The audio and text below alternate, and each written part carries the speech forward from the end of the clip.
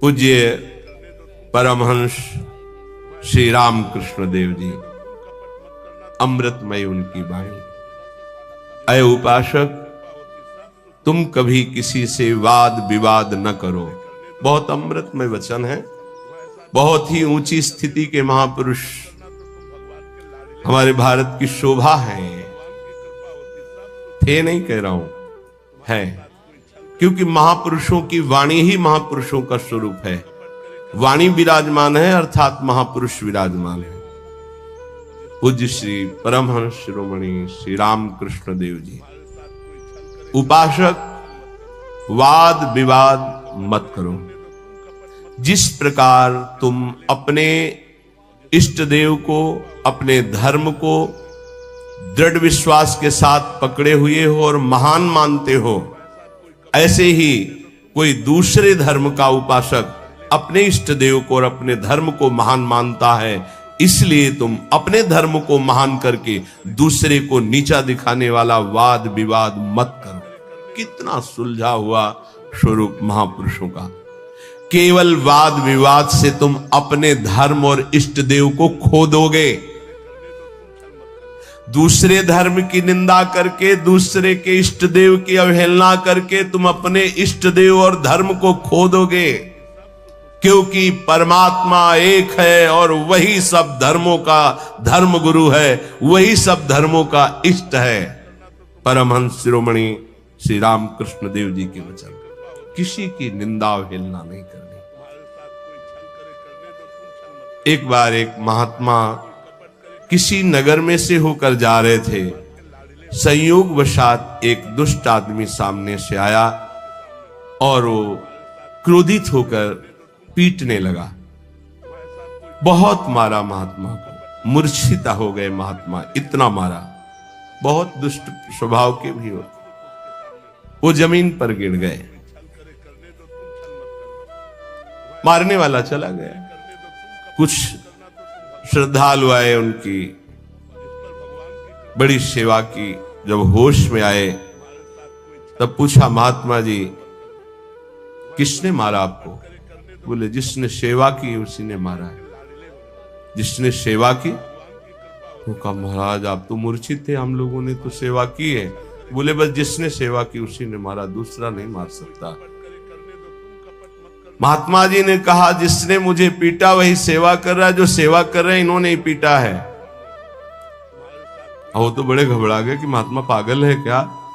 तब उनके शिष्य ने जब सुना तो वो आए वहां दौड़कर। लोगों ने कहा, आपके गुरुजी पागल है क्या? तो बोले, नहीं, आप नहीं समझ पा रहे। जिस परमात्मा ने वो रूप रख करके पीटा, उसी परमात्मा ने आप लोगों को प्रेरित करके आप लोगों के रूप में सेवा की। हमारे गुरुदेव का मतलब ये है। भाव ये, आपके साथ जो निंदा अपमान तिरस्कार कर रहा है वो आपका आराध्य देव दूसरा नहीं है, वही आराध्य देव है। तुम्हारे किसी कर्म का मार्जन कर रहा है, ध्यान रखना। अब आगे बिल्कुल सुलझी हुई एक एक बात है। सच है कि उस दुष्ट में भी परमात्मा है। सच है कि व्याघ्र में भी परमात्मा है। पर हम महात्मा को तो गले लगा सकते हैं, लेकिन व्याघ्र को, सिंह को गले नहीं लगा सकते। ऐसे ही हम मानते हैं कि दुष्ट में परमात्मा है, पर दुष्ट पुरुष में विद्यमान परमात्मा को केवल भाव द्वारा प्रणाम करके उससे संभाषण और संग कदापि उचित नहीं है। जैसे सर्प में भी परमात्मा है, सिंह में भी परमात्मा है, तो उसे गले नहीं लगा लेंगे। एक एक चेष्टा, एक एक वचन अमृत है। अगर ये धारण कर लोगे तो आपका भजन बचेगा और पचेगा और बढ़ेगा। एक किसान खेत में दिन भर पानी भरता रहा। जब सायंकाल हुआ तो उसमें पानी एक चुल्लू भी नहीं टिका। वो बहुत परेशान हो गया। मेड़ ज्यों की त्यों सब ठीक थी। फिर उसने देखा तो चूहों ने छेद कर रखा था, जगह जगह, कई जगह मेड़ में वो छेद से बाहर जा रहा था। उपासक समझे, पूरा जीवन साधना करते हो जाता है, लेकिन साधन संपत्ति एक चुल्लू भी नहीं बचती। किनकी? जिनके इंद्री रूपी चूहों ने छेद कर दिया है हृदय रूपी घर में। क्या? कभी ये भोग, कभी वो भोग, कभी वो भोग। जो अपनी इंद्रियों को भोगों के संयोग में मनोरंजन करते हैं और साधना भी करते हैं, तो पूरे जीवन की शाम हो जाती, पर उनके हृदय रूपी खेत में एक चुल्लू भी साधन नहीं बचता, सब क्षीण हो जाता है। रामकृष्ण देव परमहंस जी कह रहे हैं, जब उपासक इंद्रियों के बिलों को बंद कर देता है, फिर कीर्ति की इच्छा उसके अंदर जागृत होती है, तो ये मेड़ टूट जाना होता है। अगर मेड़ टूट गई तो भी बड़ी जल्दी धारा बाहर निकल जाएगी खेत से जल की। कीर्ति की चाह उत्पन्न होती कि मेरा यश हो जाए, गई जीवन की भजन संपत्ति कीर्ति की चाह में गई। कीर्ति भजन को छीण कर देती है। यदि आपके अंदर चाह नहीं हो, इष्ट के द्वारा कीर्ति होती, जैसे सेवक जी महाराज कह रहे हैं, जय जय श्री हरिवंश नाम गुण गाई है, उसके लिए कहा कि बिस्तरे सब जग विमल कीरति साधु संगति। विमल कीरति वो उसके भजन का नाश करने वाली नहीं होगी, क्योंकि इष्ट के द्वारा होती है। कीर्ति की चाह मानो उस किसान की मेड़ टूट जाना है, अर्थात उस साधक का बांध टूट जाना है साधना का। अब उसके आगे उपाधियां लगनी शुरू हो जाती है। ये बड़ा उपद्रव है उपाधियां, सरकार, भगवान, अवतार, न जाने क्या क्या। ये बिल्कुल नहीं स्वीकार करना चाहिए, बिल्कुल स्वीकार नहीं। सरक जाओगे सरकार कहलाने से।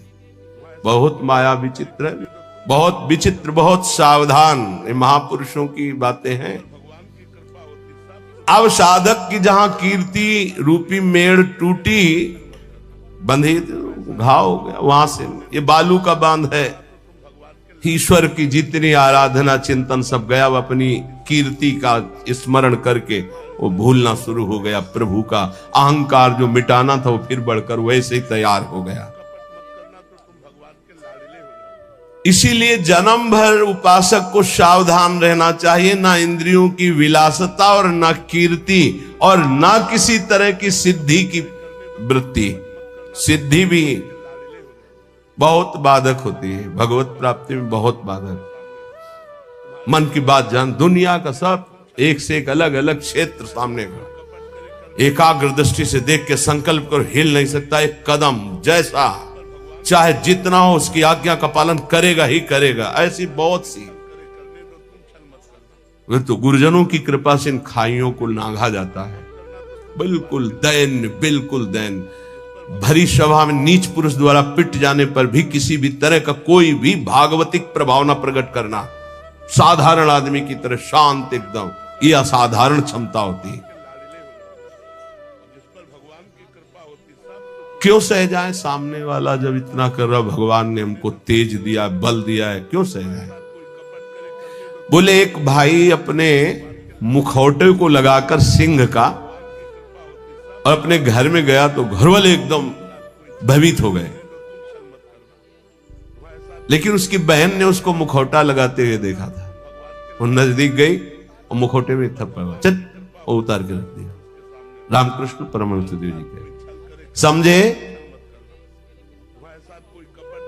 ये कोई निज जन, निज संबंधी देख पाएगा कि इन मुखौटों में और कोई नहीं, मेरा प्रिय है, प्रीतम है, दूसरा कोई नहीं।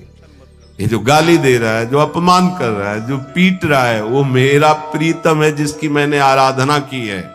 वो किस लिए पीट रहा है? जैसे कुम्हार अपनी मटकी को पीट के देखता है, ठीक है, खरी है, कहीं से फूटी नहीं है, मजबूत है, इतना वार सह सकती है, तैयार रहो।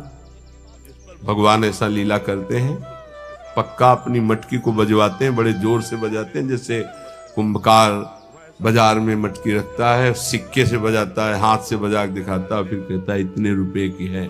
ऐसे भगवान अपने भक्त को विश्व में दिखाते हैं, देखो कितना सहनशील है। मुखौटा कोई भी हो सकता है, ध्यान रखना, मुखौटा कोई भी हो सकता है, पहचानना आपको है। घर वाले भयभीत हो गए, लेकिन बहन भयभीत नहीं हुई, क्योंकि उसने देखा मेरा भाई मुखौटा लगा रहा सिंह का। ऐसे ही संबंधी जो भगवत संबंध, दास से सख्य वात्सल्य कांता सहचरी, वो जान रहा है कि मेरा प्रीतम ये मुखौटा लगा के बदल के आया है और मुझे गाली दे रहा, मेरा अपमान कर रहा है। नहीं, मैं डरने वाला नहीं, मैं समझ गया मेरा प्रीतम, कोई भी भय उसे स्पर्श नहीं कर सकता। एक दिन एक सरकारी आदमी पिस्तौल रखता था और बहुत विलंब से आया। पत्नी ने कहा, तुम इतना विलंब से क्यों आए? रोज तो इतने समय आ जाते थे, इंतजार करते हो इतना समय। उसका समय हो जाता है। कैसे हो जाता है? बोले ऐसे हो जाता है। पिस्तौल निकाली, गोली भरी और उसकी कनपट्टी में लगाई। तो ये सब दूसरों को धमकियां दिया करो। बोले असली गोली है, पिस्तौल है, तुझे भय नहीं लग रहा? बोले बिल्कुल पाई भर नहीं लग रहा। क्यों नहीं लग रहा? तुम मेरे प्रीतम हो, ऐसा कर ही नहीं सकते। ऐसे ही भक्त, वो संपूर्ण चर जगत में अपने प्रीतम को सर्वान वस्तुतया निरीक्ष परम स्वाराध्य बुद्धिर्मम, भयभीत नहीं होता। शरीर को पूरा होना है तो उसी क्षण होना है, जैसे होना है, जिस विधान से होना है, मेरे प्रीतम उसी विधान का प्रयोग करेंगे। पर होंगे मेरे प्रीतम, सर्वस्व हरण करने वालों में मैं मृत्यु हूं, भगवान श्री कृष्ण कहते हैं। अब हमारे पास और कौन रह गया? मृत्यु रूप में भी तो प्रीतम ही आएंगे, और कौन आएगा? इसलिए जो सर्वत्र मुखौटे से हट करके दर्शन करता है, ये मुखौटे किनके हैं? बनावटी हैं। इनमें जो है वो है कौन? मेरा प्यारा, सर्वान वस्तुतया। क्रूरा पापिनो, जो क्रूर हैं, पापी हैं, वो मुखौटा केवल ऐसा है, अंदर उनके परमात्मा बैठा है। हमें मुखौटा नहीं देखना, हमें अंदर। रामकृष्ण परमहंस देव जी की वाणी, वो कह रहे हैं उस उपासक को कभी भय नहीं होता, कभी घबराहट नहीं होती, कभी डर नहीं होता, कभी अशांति नहीं होती, कभी दुख नहीं होता, जो सर्वत्र मुखौटे से अलग देखता है। इन मुखौटे से अंदर एकमात्र परमात्मा, कोई स्त्री का मुखौटा, कोई पुरुष का, कोई महात्मा का, कोई दुरात्मा का, कोई मूर्ख का, कोई विद्वान का, पर है अंदर एक ही परम तत्व। पानी और बुलबुला कोई अलग चीज नहीं है। बुलबुला पानी में ही उठता है, पानी में ही तैरता है और पानी में ही फूट कर पानी बन जाता है। ठीक ऐसे ही परमात्मा में ही जीवात्मा प्रकट होता है, परमात्मा में ही रहता है और परमात्मा में ही लीन हो जाता है। जीवात्मा कोई अलग चीज नहीं। जैसे पानी का बुलबुला पानी से ही प्रकट हुआ, पानी में ही रहता है, पानी में ही फूटकर पानी बन जाता है। ऐसे ही कोई स्वतंत्र नहीं है, उसी परमात्मा में विराजमान। अगर इतना जान लो तो तुम परमात्मा स्वरूप ही हो, ये परमहंस जी कह रहे हैं। देखो, रेलगाड़ी का इंजन वेग के साथ चलकर ठिकाने पर अकेला नहीं पहुंचता है, बल्कि लाखों लोगों को पहुंचाने की सामर्थ्य रखता है। जोड़ते जाओ, बैठते जाओ, इंजन में बड़ी पावर है। बोले ऐसे ही आचार्य इंजन है और अनुयायी जन आचार्य के डिब्बे हैं। कितने जन बैठ करके परम पद में, निकुंज में पहुंचते हैं। कभी भी ये नहीं सोचना चाहिए कि इतने लोगों का उद्धार कैसे हो जाएगा, इतने लोगों का कल्याण कैसे हो जाएगा। बहुत लोग जुड़े, कैसे कल्याण? तो बोले ईश्वरीय शक्ति इंजन है और वो शांत, वो गुरुजन डिब्बे के समान। कनेक्शन इंजन से है तो इंजन में 2-4 लोग बैठते होंगे, लेकिन डिब्बे में 70, 80, 90, 100 ज्यादा भी बैठ जाते होंगे। जनरल में तो ज्यादा ही बैठ जाते, कुछ बैठे, कुछ खड़े, कुछ पूरा सब, और सब वहीं पहुंचेंगे जहां इंजन पहुंचेगा। अब बिना टिकट के होंगे तो 2-4 थप्पड़ लगेंगे, थोड़ा टैक्स लग जाएगा, पहुंचेंगे वहीं। नहीं, बीच में अगर हो गया तो फिर उतारे भी जा सकते, उपद्रव होने पर, टिकट ना होने पर, पैसा ना होने पर उतार। इसलिए राधा राधा पैसा इकट्ठा कर लो, परम धन राधा नाम आधार। अगर जल्दी जल्दी में टिकट नहीं खरीद पाए हो तो थोड़ा ज्यादा लगेगा, पर राधा राधा राधा राधा पहुंच वहीं जाओगे। बात हमारी मान लेला। टिकट क्या है? निकुंज की ये जो मंत्र है, आचार्य संबंध है, आचार्य शरणागत से टिकट है। और जनरल में क्या है, राधा राधा राधा राधा राधा राधा, जैसे सब जप रहे हैं। तो बैठ सब गए हैं गाड़ी में, बीच में तुम्हारी चेकिंग भी होगी। बोले जल्दी में खरीद तो नहीं पाए, लेकिन एक राधा नाम की कीमत में पूरा त्रिभुवन बिक जाएगा। जो जांच करने वाले हैं वो कौन है, श्री जी के पार्षद ही हैं। ऐसे थोड़ी होता है कि आप श्री जी के पास सीधे डायरेक्ट पहुंच जाओ, ऐसा। तो राधा नाम जहां है ना, तो सीधे। और जिनको सौभाग्य से कहीं ये जो निकुंज के गुप्त मंत्र मिल गए हैं, तो दुर्भाग्य है कि उनके अंदर ठसक ना आवे, नहीं तो पास हो चुका है निकुंज का, पास मिल चुका है। मान सच्ची मानिएगा, सौभाग्य दुर्भाग्य में आप बदल रहे हैं कि आप मंत्र का चिंतन नहीं कर रहे हो, विषय चिंतन कर रहे हैं। रेलगाड़ी के इंजन में उतने लोग पार नहीं हुए जितने डिब्बे में बैठकर वहां पहुंच जाते हैं। अर्थात आचार्य और आचार्य परंपरा, आचार्य के तो विशेष विशेष कुछ पार्षद हैं, लेकिन आचार्य परंपरा में लाखों ऐसे महापुरुष हो गए कि करोड़ों को श्री जी के पास पहुंचा दिया, श्री जी में तन्मय करा दिया। राजहंस कभी पानी, वो दूध पीकर पानी को छोड़ देता, राजहंस। ऐसे ही जो उपासक है, जो संत है, जो भगवत प्रेमी महात्मा है, तो माया और ब्रह्म दोनों मिले हुए हैं एक में। वो केवल ब्रह्म, केवल परमात्मा तत्व को और जल को जैसे छोड़ देता है, दूध पी के जल को छोड़ देता है, ऐसे वो माया के विकारों को छोड़कर परमात्मा स्वरूप में स्थित हो जाता है। दैवी संपदा का महान सुख उसके हृदय में जागृत हो जाता है, जो माया के विकारों पर मुक्ति प्राप्त कर लेता है। कोई भी विकार उसके ऊपर प्रभाव नहीं डालता। हाथी को खुला छोड़ दे तो मनमानी आचरण करके वृक्षों को उखाड़ता है, तोड़ फोड़ शुरू कर देता है। लेकिन जब महावत अंकुश पर अंकुश प्रहार करता है तो घुटने के बल हाथी हो जाता है।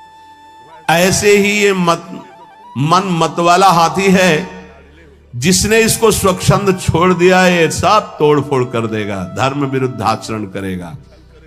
महावत है उपासक, हाथी है मन और अंकुश है ज्ञान।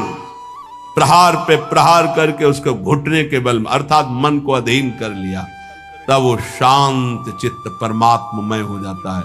मन ही भगवान का स्वरूप बन जाता है। इंद्रियाणाम मनश्चास्मि, पर पहले अंकुश की मार देनी पड़ेगी, छोड़ना नहीं। इसको छोड़ दिया तो तोड़ फोड़ मचा देगा। मतवाला ये हाथी है मन, किसी के अंकुश से, केवल ज्ञानांकुश, जो नाम मंत्र मिला खूब जपो, इसी से मानो तुम्हारे अंकुश की धार तीक्ष्ण होगी, इसी से तुम्हारा मन बस में होगा, दूसरा कोई उपाय नहीं। कल एक साधक प्रश्न कर रहे थे एकांतिक में, मैं जानता हूं ये नहीं करना चाहिए फिर भी करता हूं, क्यों? दो बात। पहली बात, तुम में आध्यात्मिक सामर्थ्य खो चुकी है, जान करके भी तुम उसको रोक नहीं सकते क्योंकि बलहीन हो। और दूसरी बात, तुम्हारी सुख बुद्धि उसमें है, जरूर ये कहते हो मुंह से कि नहीं करना चाहिए, पर अंदर है कि इसमें सुख है। इन दो बातों के कारण तुम भ्रष्ट होते रहते हो। तो हमको पहली बात बलवान करनी है कि हमारे अंदर नाम बल आवे, तो दूसरी बात अपने आप हट जाएगी, सुख बुद्धि हट जाएगी। पहले नाम जप करके अपने को बलवान बनाइए। समस्त विकारों को नष्ट करने का मैं तुम्हें एक सरल उपाय बताता हूं। रामकृष्ण परमहंस देव जी तालियां बजाकर जब नाम कीर्तन जोर जोर से किया जाता है, तो जैसे वृक्षों में बैठे हुए पक्षी उड़ जाते हैं, ऐसे हृदय के काम क्रोध आदि नष्ट हो जाते हैं। रामकृष्ण परमहंस देव तालियां बजाकर राधा राधा राधा राधा राधा, किसी संगीत की और ज्ञान वृत्ति ना हो तो अपने पास परम संगीत है तालियां बजाकर। तो कह रहे हैं कि जैसे वृक्षों में बैठे हुए पक्षी तालियां उड़ जाते हैं, ऐसे हृदय में बैठे हुए काम क्रोध भाग जाते हैं जब नाम कीर्तन। जब किसी को भी काम आदि वेदना हो तब नाम कीर्तन करके देखना, तो नाम कीर्तन होने ही नहीं देगा काम। देख लेना, उस समय अगर उपदेश भी किया जाए तो तुम्हें अच्छा नहीं लगेगा। कामी समझी में हरि कथा ऊसर बीज बे फल। और अगर आप शुरू कर दिए तो वो टिकेगा नहीं, भाग जाएगा पक्का। बहुत सुंदर उपाय महापुरुषों के हैं। उपासक की उपासना परिपक्व कब मानी जाती है? जब अपने आराध्य देव का नाम लेते ही रोमांच हो जाए और आनंद अश्रु बहने लगे, तब समझना चाहिए कि हमारी उपासना परिपक्व हो रही है। उपास्य देव का नाम लेते ही आंखों में जल आने लगे, अब उसकी उपासना रंग ला रही है। राधा कहते आंसू भर जाएं। एक लकड़हारा जंगल की लकड़ी बेच बेचकर बड़े कष्ट पूर्वक अपना जीवन यापन कर रहा था। अकस्मात उस मार्ग से एक सन्यासी जी आ रहे थे।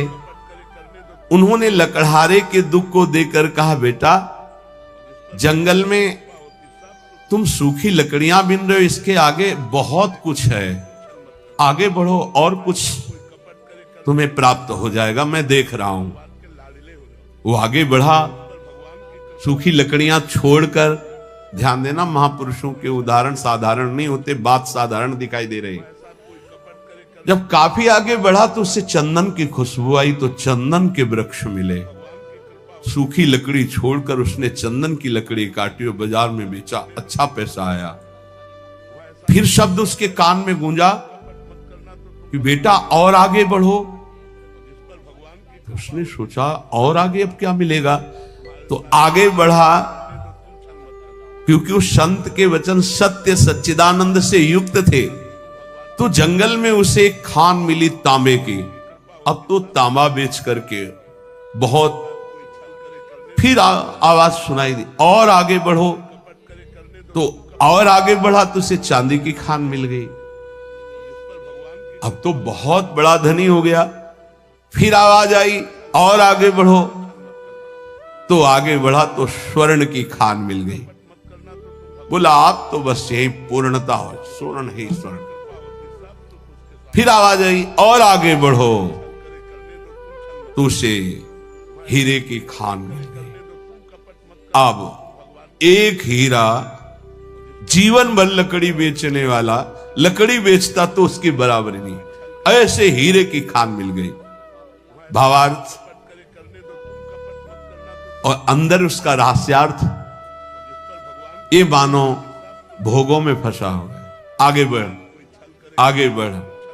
जैसे जैसे वो अध्यात्म की तरफ बढ़ता है, नाना प्रकार के दिव्य सुख, और आगे बढ़ सिद्धियों के सुख, और आगे बढ़ भावात्मक सुख, शांत सुख, दास्य सुख, वात्सल्य सुख, कांता सुख, सहचर्य, अपूर्ण महामाधुर्य रस में स्थित। हमें जब तक भूमा सुख न मिल जाए तब तक रुकना नहीं, आगे बढ़ते रहना है। अल्प सुखों का भोक्ता भूमा सुख का अधिकारी नहीं होता। यदि संत की बात मानकर लकड़ी बेचना काम बंद न करता तो आगे नहीं बढ़ पाता। आवाज आती रही आगे बढ़, तो फिर चंदन, फिर आगे बढ़ा तांबा, फिर आगे बढ़ा चांदी, फिर सोना, फिर हीरा, अर्थात एक से एक दिव्यताएं, आप ज्ञान की सुंदर भूमिकाएं, भक्ति की सुंदर दिव्य भूमिकाएं, इनको क्रॉस करते थे। अल्प सुख साधना का मिले उसी में तृप्त हो गया, वो महान सुख को नहीं प्राप्त कर सकता। श्री रामकृष्ण परमहंस जी कहते हैं, लकड़हारे की तरह छोटी सी साधना के सुख को पाकर तृप्ति का अनुभव मत करो। ज्ञान का समुद्र लहरा रहा है आध्यात्मिक क्षेत्र में, और उस ज्ञान के परम धनी बनकर स्वयं भगवत स्वरूप हो जाओगे। देखो, एक छोटे पौधे की रक्षा उसके चारों ओर घेरा बना करके की जाती है, नहीं तो बकरी चर जाएगी। और वही पौधा जब बड़ा हो जाता है, वृक्ष रूप हो जाता है, तो सैकड़ों बकरियों का पेट भर जाएगा, उसकी छाया में रहेंगे, उसका कुछ नहीं बिगड़ेगा। ऐसे ही जब भक्ति का छोटा अंकुर निकले तो कुसंग रूपी बुरी संगति रूपी बकरी से बचना। बकरी का चरा हुआ छोटा पौधा किनगा बहुत ही मुश्किल देता है, क्योंकि डंठल भर रह जाता है, वैसे चुन लेती है। अर्थात यदि बुरी संगति हो जाए नए भगत को, तो पूरी भक्ति को ही वो नाश कर देगा, पूरा का पूरा नाश कर देगा। आप देख लो, आंखों के सामने दिखाई देता है।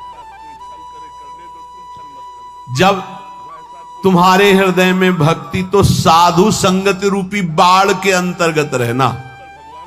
साधु संगत करे अनुदिन राति, अर्थात संतों के वचनों में केवल रहना, बस दूसरे की बातें मत सुनना, नहीं तो वो बकरी है, चर जाएंगे, किनगा भी नहीं निकलेगा दोबारा भक्ति का। ऐसे कितने उदाहरण जीवन में देखे हैं कि बड़े भाव से चलना चाहते थे लेकिन भारी कुसंग हो गया, नष्ट हो गए, भारी कुसंग।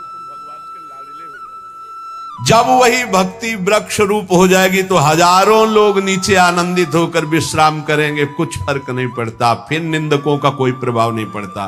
पर पहले भक्ति को वृक्ष रूप बढ़ने दो। ये कुवासना में लिप्त भोगी पुरुष, संसारी पुरुषों का संग जहर है। अगर इनका संग हुआ तो भक्ति का पौधा नष्ट हो जाएगा, ध्यान रखना।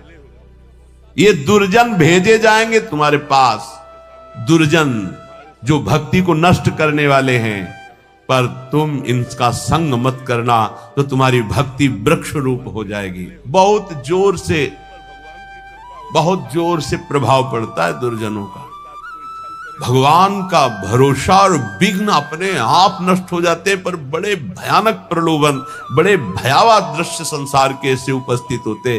तो कह रहे कि ये तुम्हारे पास भेजे जाएंगे, भगवान से प्रेरित होकर भेजे जाएंगे, वो भेजेंगे। अब क्या भूमिका है, अब क्या भूमिका है? देखो, पत्थर चाहे सैकड़ों वर्ष पानी में पड़ा रहे, पर उसमें अग्नि उत्पादक शक्ति नष्ट नहीं होती। घर्षण करोगे पत्थर को तो अग्नि प्रकट कर देगा। ऐसे ही भक्त जब अपने हृदय में भगवत चिंतन की रगड़ करता है तो अनंत जन्मों से हम विषय रूपी पानी में पड़े रहे, लेकिन हमारे अंदर दिव्य शक्ति है, हम उसे जागृत कर सकते हैं। रामकृष्ण परमहंस जी कह रहे हैं, तुम जितना नाम स्मरण करोगे तो तुम्हारे हृदय में घर्षण शक्ति से एक आध्यात्मिक बल प्रकट होगा। जैसे कई बार सत्संग में का अगर ध्यान दिया हो, दो लकड़ियों के घर्षण से जैसे अग्नि प्रकट हो जाती है, ऐसे ही जवान और नाम के घर्षण से आध्यात्मिक शक्ति पर प्रकट होती है। राधा राधा राधा राधा राधा। जैसे सैकड़ों वर्ष पत्थर जल में पड़ा रहे तो इसका मतलब नहीं कि उसके घर्षण से चिंगारी नहीं होगी। ऐसे ही सैकड़ों जन्मों से मैं विषयों में पड़ा रहा हूं, इसका मतलब ये नहीं कि मेरे अंदर आध्यात्मिक शक्ति उत्पन्न करने की सामर्थ्य नहीं रह गई। मैं भगवान का अंश हूं। आज जागूंगा तो आज मैं परमात्मा प्राप्त हो जाऊंगा। आज हम में वो सामर्थ्य है, हम अपनी सामर्थ्य को जागृत करें। कैसे? नाम जी है जपी जागहि जोगी। नाम जप करके हम जगते हैं, हम अपनी शक्ति को जागृत करते। नाम, ईश्वर का नाम जितना तुम जपोगे उतना ही हृदय प्रफुल्लित होकर महान पावर से युक्त हो जाएगा। बड़े बड़े महापुरुषों के वचनों को पकड़ो। एक मनुष्य कुआं खोदना शुरू करता है, बस एक हाथ पानी रह जाता है और रोक देता, थक गया। ये 25 हाथ खोद चुका फिर भी पानी नहीं निकला, अब तो लगता है नहीं निकलेगा और एक हाथ में पानी है। ऐसे ही साधक कभी कभी धोखा खा जाता है। बस भगवत प्राप्ति होने वाली है, उसको लगता है पूरा जीवन हो गया, अभी तक कोई अनुभव नहीं हुआ। अरे थोड़ा एक हाथ और खोद, स्रोत निकलने वाला है। रामकृष्ण परमहंस जी कह रहे, पर वो नादान, एक हाथ में पानी निकलने वाला था, छोड़ दिया। दूसरी जगह कुआं खोदा, फिर छोड़ दिया, फिर तीसरी जगह कुआं खोदा, पूरा जीवन कुआं खोदने में लगा दिया, पानी नहीं पी पाया। समझ पाए? ऐसे उपासक है ये संप्रदाय, वो मार्ग, लेकिन पानी नहीं पी पाया चुल्लू भर। अगर एक ही ढंग से खोदता तो बस एक हाथ बाद स्रोत खुलने वाला था। एक गुरु, एक ग्रंथ, एक पंथ, एक मंत्र, एक संत, एक कंत, सांगो पांग उपासना पकड़ लो, निकल जाए। हमने देखा कि जो इधर उधर भटकने वाले वो जीवन भर भटकते रहते हैं, क्योंकि तलवार की धार पर चलने के लिए जो हिम्मत चाहिए वो गुरु बदलने से नहीं आती, वो चलने से आती है। ये जो बदलुआ लोग होते हैं ना, बदलते ही रहते हैं। व्यभिचारी की वृत्ति पातिव्रत धर्म से कभी एक नहीं होती, ध्यान रखना।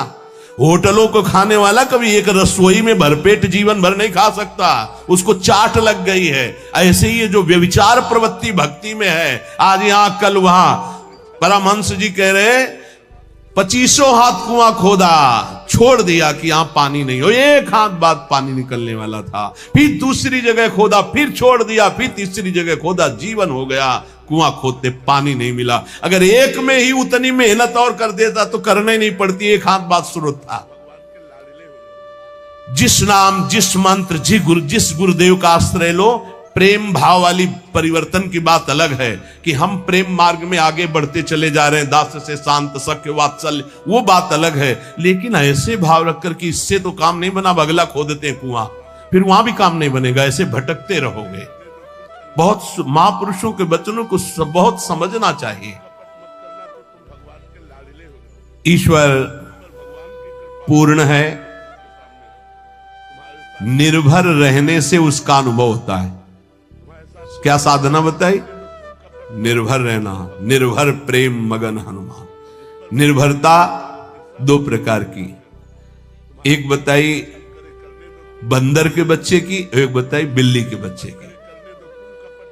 जैसे बंदरिया को जब छलांग लगानी होती तो ऐसे बच्चे को करती, 1 सेकंड में बच्चा समझ जाता है, कस के बाल पकड़ लेता है, वो छलांग मारी निकल। अगर बच्चा छोड़े तो खुद गिरे, पकड़ना बच्चे को होगा। और एक होती है बिल्ली की निर्भरता। अब बिल्ली उसी दाढ़ से पकड़ के ले जाएगी जिससे चूहा पकड़ती है। एक बार बिल्ली चूहा को पकड़ ले तो जीवन से हाथ धो देगा, उसी मुंह में अपने बच्चे को दबाती है और दूसरी जगह ले जाती है। बिल्ली का ही काम है, बच्चा तो ऐसे पूरे म्याऊं कोई मतलब नहीं, जहां मन आवे तहां ले जाओ। ये है पूर्ण निर्भरता। तो प्राय जो अहम प्रधान, साधना प्रधान होते हैं, बंदर बच्चा होते हैं। इशारा दिया गुरुदेव ने, मारो छलांग, मार पाओ, गिर जाओ। लेकिन जो ऐसे होते हैं ना म्याऊ वाले बच्चा, कै बच्चा के पेट और घट करे विनाशन, वो इशारा नहीं देते, वो गोदी में बैठाते कि ये भैया इशारा भी दो तो ये छलांग मारने वाला नहीं, हम ही को लेके छलांग मारना है। ऐसा बहुत सुखद रहता है ये निर्भरता। तो बोले ईश्वर पूर्ण निर्भरता से प्राप्त होता है। निर्भर प्रेम मगन हनुमाना। निर्भर शब्द का मतलब पूर्ण रूप से अपने आराध्य देव पर ही आश्रित रहना। जिसका एक बार ये निर्भर भाव हो जाता है, उसकी पूर्ण संभाल उसका इष्ट करने लगता है। ए पूरी मस्ती, पूर्ण संभाल उसकी इष्ट करता है। कर तुम, अकर तुम, अन्यथा कर तुम। बिल्कुल बिल्ली के बच्चा बन के रहो, म्याऊ बोल रहा है, आगे कुछ ज्यादा चतुरता करोगे ना तो उनकी कृपा का तुम अनुभव नहीं कर पाओगे। अगर बिल्कुल ऐसे जो प्यारो करे, निर्भर प्रेम मगन हनुमान। बात समझो, निर्भरता, पूर्ण भरोसा। पर यह बहुत कठिन है, अहंकार देवता निर्भर नहीं होने देते।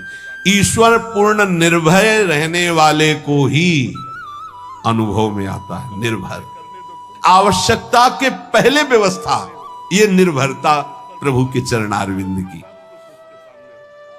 बहुतों ने नाम सुना है अमृत का, लेकिन देखा किसने है?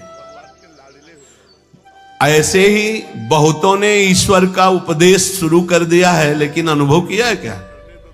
परमहंस गुरुदेव बोल रहे हैं ये धर्म उपदेशकों में कितनों ने धर्म ग्रंथ पढ़कर उपदेश देना शुरू किया, लेकिन देखा ईश्वर को? बहुतों ने अमृत का नाम सुना है, अमृत की चर्चा की, लेकिन अमृत देखा है क्या? नहीं। ऐसे ही बहुतों ने धर्म उपदेश शुरू कर दिया, क्या धर्म उपदेश करने वाले उस ईश्वर को देखा है? अब वो तो परमहंस जी वो बोल रहे हैं, बहुतों ने उपदेश दिया लेकिन चखा है। और जिसने चखा है फिर जो बोला है, तो बिना किसी प्रयास के स्वाद सबके हृदय में पहुंच जाएगा। ऐसा ही अध्यात्म का अमृत है। अमृत चख करके फिर जो बोला, दो बातें बताई। अमृत सुना सबने, देखा किसी ने। और पढ़ के उस अमृत का उपदेश देना अधूरा, क्योंकि देखा नहीं। अब एक ने चखा है, देखा है, फिर बोल रहा है, तो इस अमृत का प्रभाव ये कि अपने आप सुनने वाले के हृदय में इसका अनुभव होने लगेगा। यह अध्यात्म का अमृत है, प्रेमामृत, भगवदानंद। जिन्होंने अमृत चखा है वो उसका स्वाद जानते हैं। इसी तरह जिसने ईश्वर प्राप्ति कर ली, ईश्वर के सुख का अनुभव कर लिया, वो जब उपदेश करता है तब उसका प्रभाव जन समाज पर जैसे आंधी चले तो सबके आंखों में छा जाएगी धूल, ऐसे सबके आंखों में जो जो सुनेगा अध्यात्म का रंग छा जाएगा।